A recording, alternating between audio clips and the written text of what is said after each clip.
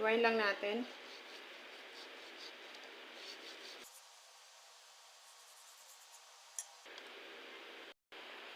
Kakayurin lang natin ito. Dahil nga, mas gusto ko yung ice cream. Meron akong nakakain na may flavor siya ng mangga. Gaganituhin ko lang siya ng kutsara. Ayan.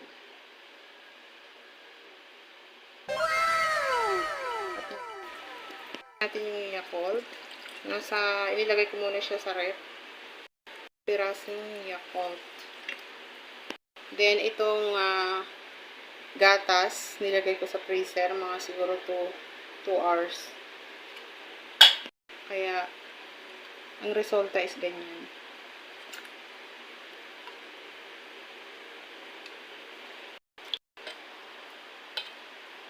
Ayan.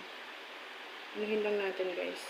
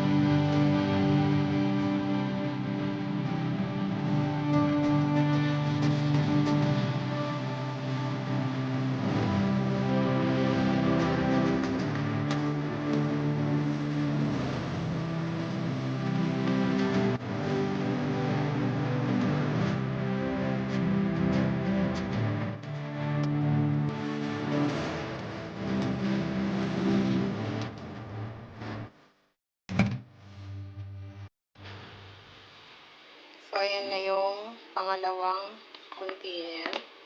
Lagay natin ngayon sa rep ito.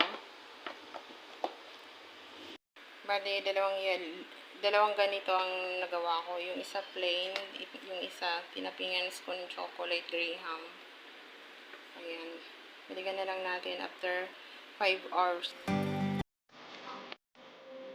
So, ayan guys, yung ice cream. Ayan na ay kumain. Malalasahan mo yung mga oh.